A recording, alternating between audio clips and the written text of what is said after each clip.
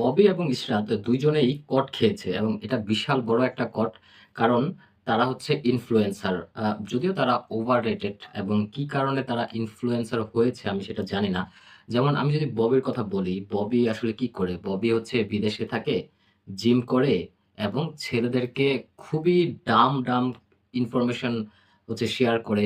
খুবই আলতু-ফালতু ইনফরমেশন হচ্ছে তাদেরকে দিয়ে বিভ্রান্ত সৃষ্টি করে। আর হচ্ছে ইশরাত, একে তো মানুষ তেমন একটা চিনেই না।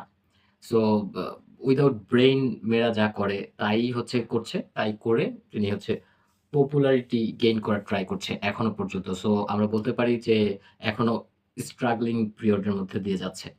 সো এরা ২ জন হচ্ছে কট খাইছে। কিভাবে কট খাইছে সেটা আমি আপনাদেরকে বলি।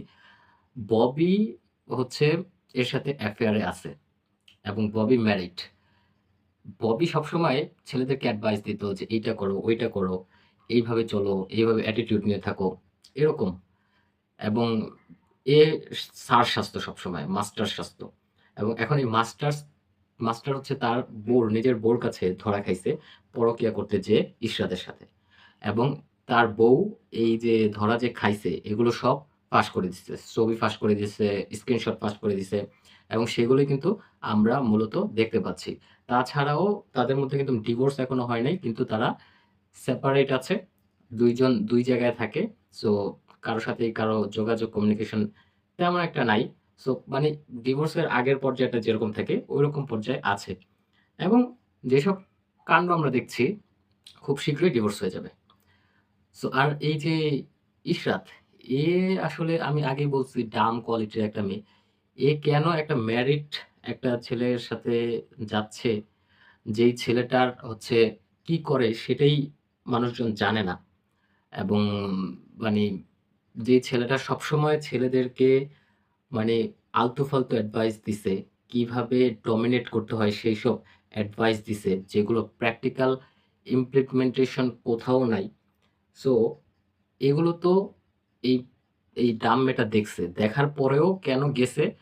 কারণ মেয়েটা ডাম্ব। সেজন্যই এই ববির কাছে গেছে। এখন এটা খুব ইন্টারেস্টিং বিষয়। কারণ মানুষজনও এটা নিয়ে খুব ফালাফালি করছে।